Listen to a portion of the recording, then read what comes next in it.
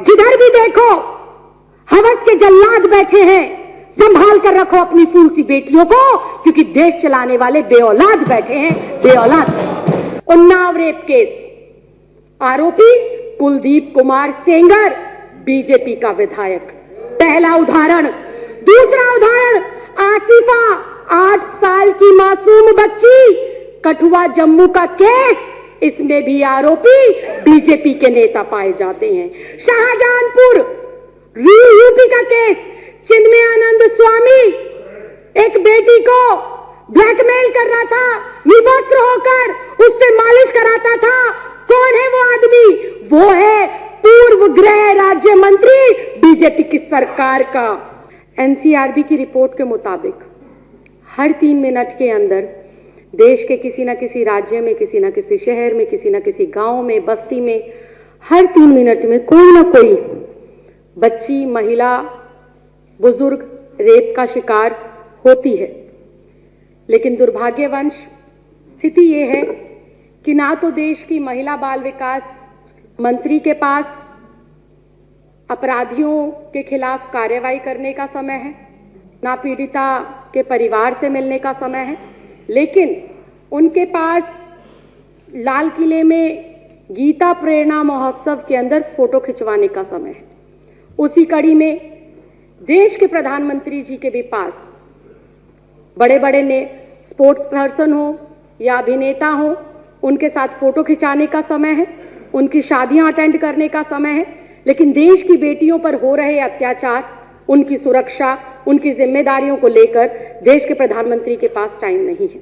उसी प्रकार देश के गृह मंत्री श्री अमित शाह जी, उनके पास अंधेरी काली रात में सरकार बनाने का पूरा समय है, उनके पास विधायक खरीदने का समय है, लेकिन देश की बेटियों की सुरक्षा सुनिश्चित हो, देश की सुरक्षा सुनिश्चित हो, इसके लिए देश के सुरक्षा गृह मंत्री के पास समय नहीं है। ऐसे में ये कहना बिल्कुल भी गलत नहीं होगा अध्यक्ष जी कि जिधर भी देखो हवस के जल्लाद बैठे हैं, संभाल कर रखो अपनी फूल सी बेटियों को, क्योंकि देश चलाने वाले बेऔलाद बैठे हैं, बेऔलाद बैठे हैं। बिल्कुल चिंता नहीं है। आज देश में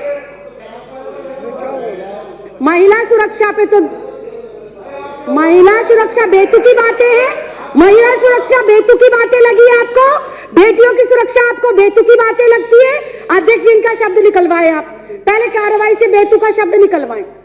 मैं आपको शर्म आनी चाहिए, केंद्र में आप बैठे और बेटियों के साथ ऐसी हरकतें हो रही है, आपको शर्म आनी चाहिए। अगर किसी बेटी के साथ अत्याचार होता है और उसके खिलाफ कोई प्रोटेस्ट करता है तो आपकी दिल्ली पुलिस उसको उठा के जेल में डालती है, शर्म आनी चाहिए, डूब के मर जाना चाहिए आप लोगों को। राखी जी ऊपर से कह रहे हैं बेतुका बोल रहे हैं, शर्म नहीं आती विजेंद्र गुप्ता जी? आपके घर में बहन बेटियां नहीं है क्या? आपकी कोई बेटी नहीं है क्या? आप किसी के बेटे बाप नहीं है क्या? आप किसी के भाई नहीं है क्या? शर्म आनी चाहिए, डूब कर मर जाना चाहिए आप लोगों को। राखी जी प्लीज, माननीय सदस्यगण प्लीज, राखी जी कंटिन्यू करें। अध्यक्ष जी, मैं दोबारा इस बात को दोहराऊंगी, जिधर भी देखो हवस के जल्लाद बैठे हैं, संभाल कर रखो अपनी फूल सी बेटियों को, क्योंकि देश चलाने वाले बेऔलाद बैठे हैं, बेऔलाद।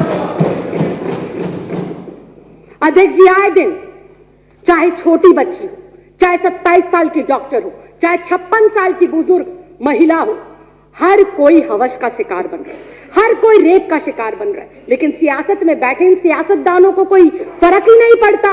कोई फूल सी बच्ची को नोच ले, कोई युवा बेटी को जिंदा जला दे, कोई बुजुर्ग महिला को नोच डाले, लेकिन इन सियासतदानों को फर्क नहीं पड़ता। ऐसे में सवाल उठता है कि देश जा किस ओर रहा है?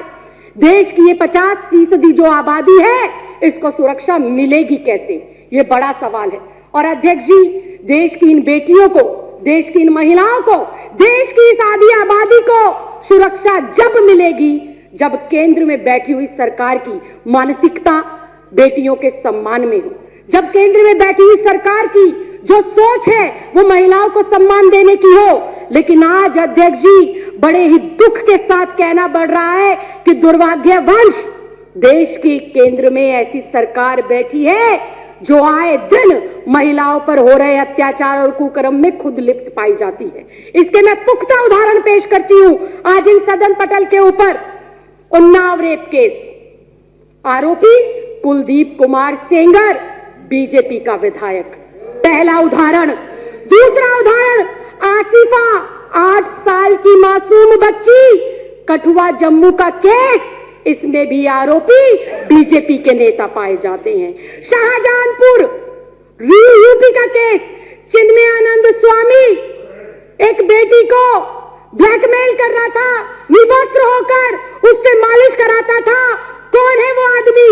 वो है पूर्व गृह राज्य मंत्री बीजेपी की सरकार का, स्वयं इस देश का गृह मंत्री नामजद तड़ीपार रह चुका है। ये मैं नहीं कह रही, ये मेरे देश का कानून कहता है, ये मेरे देश के न्यायालयों ने और जजों ने कहा है। ये राखी बिड़लानी आम आदमी पार्टी नहीं कह रही है।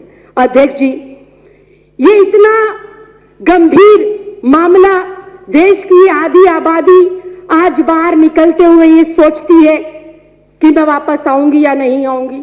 आज हमारे माँ बाप, हमारे भाई बहन, हमारे रिश्तेदार, जब मेरी जैसी बेटियां अपने काम पर पढ़ने के लिए, लिखने के लिए जाती हैं, तो पता नहीं होता कि किस स्थिति, किस परिस्थिति में वो बेटी वापस आएगी। मन में अगर महिलाओं के लिए सम्मान है तो उनकी सुरक्षा भी सुनिश्चित की जा सकती है, उन्हें न्याय भी दिलाया जा सकता है और उनका सशक्तिकरण भी किया जा सकता है। मैं उम्मीद करूंगी कि देश में आज जो स्थिति है वो स्थिति भविष्य में ना हो, इसके लिए आज हर एक बेटी को जागना होगा, हर परिवार के सदस्य को जागना होगा और उखाड़ कर फेंकना होगा ऐसी मानसिकता के नेताओं को जो मानसिकता वो महिलाओं के विरोध में रखते हैं और जो उनकी मानसिकता महिला विरोधी झलकती है।